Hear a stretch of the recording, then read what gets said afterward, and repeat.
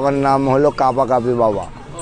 গাঁজা খাইলে চোখে সে দেখে একটু কম কম। ওনার নাম নাকি কাপা কাপি বাবা। এ কোথায় থেকে বের হয়েছে বাবা?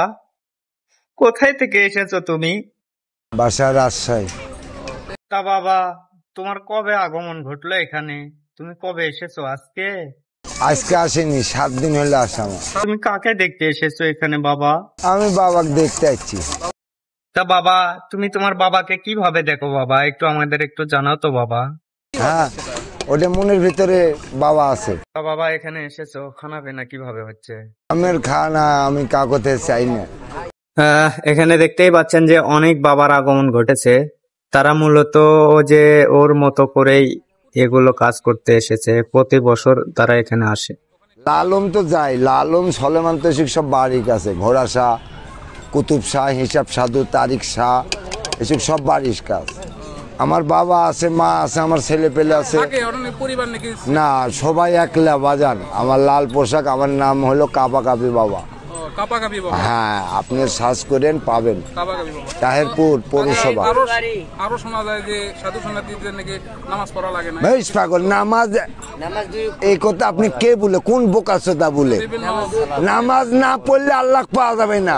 ঠিক ঠিক কথা তো। যাই বলিছে নামাজ নাই, সেই শালা মনে পেয়ে সেই শালার ভিতর কোনো ইনসাফ বিচার নাই। নামাজ পড়তে হবে, নামাজ কারো লাগে মাপ নাই। তাহলে যেগুলো শোনা যায় এগুলো তো এসব সব ভুয়া কথা। খাওয়া দাওয়া শেষ আর বেঈমানি শুরু। তো আপনারা কয়দিন আছেন এখানে? আমি এই শনিবার পর্যন্ত আছি। শনিবার পর্যন্ত? হ্যাঁ।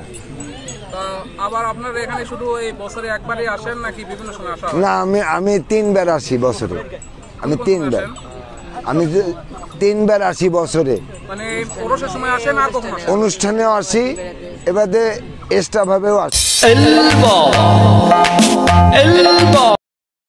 কথা শুনে মনে হয়ে গেছে আমি সেবন করছি। আসলে তা না। এত বাবার সরাসরি এই পৃথিবীতে, মানে আমাদের বাংলাদেশও তারও বেশি এর বাবার সরাসরি। মহাস্থান গেলেই বাবা আর বাবা, বাবারও আবার বাবা। তো বাবা গরক দেখতে চাইলে মহাস্থান চলে আসেন।